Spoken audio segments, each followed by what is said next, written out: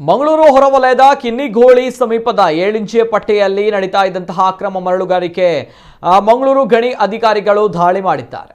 ಇಲ್ಲಿನ ಶಾಂಭವಿ ನದಿಯಲ್ಲಿ ಕಳೆದ ಹಲವು ವರ್ಷಗಳಿಂದ ರಾತ್ರಿ ಹಗಲಿನೆಂದೇ ನೂರಾರು ಲೋಡ್ ಮರಳು ತೆಗೆಯಲಾಗ್ತಾ ಇದ್ದು, ಈ ಬಗ್ಗೆ ಹಿಂದೆಯೂ ಕೂಡ ದೂರುಗಳು ಕೇಳಿ ಬಂದಿತ್ತು. ಕಳೆದ ಕೆಲ ದಿನಗಳ ಹಿಂದೆ ಮರಳು ಲಾರಿ ದ್ವಿಚಕ್ರ ವಾಹನಕ್ಕೆ ಡಿಕ್ಕಿ ಹೊಡೆದಿತ್ತು. ಅಲ್ಲದೆ ಪೆರ್ಗುಂಡಿ ಸಾರ್ವಜನಿಕ ಗಣೇಶೋತ್ಸವದ ಮಂಟಪದಲ್ಲಿ ಕಾಣಿಕೆ ಡಬ್ಬಿ ಕಳವಾಗಿತ್ತು. ಲಾರಿ ಹಗಲು ಹೊತ್ತು ಓಡಾಟ ಕಾರಣ ಸ್ಥಳೀಯರಿಗೆ ಸಮಸ್ಯೆ ಆಗಿದ್ದು, ಈ ಬಗ್ಗೆ ಗಣಿ ಮಾಲೀಕರಿಗೆ ಗ್ರಾಮಸ್ಥರು ಹಗಲು ಹೊತ್ತು ಮರಳು ತೆಗೆದಂತೆ ವಿನಂತಿಸಿದ್ರು.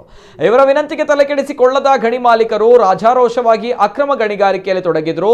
ಈ ಬಗ್ಗೆ ಗ್ರಾಮಸ್ಥರು ಇಂದು ಮಂಗಳೂರು ಜಿಲ್ಲಾಧಿಕಾರಿ, ಪೊಲೀಸ್ ವರಿಷ್ಠಾಧಿಕಾರಿ ಮತ್ತು ಗಣಿ ಅಧಿಕಾರಿಗಳಿಗೆ ದೂರು ನೀಡಿದರು.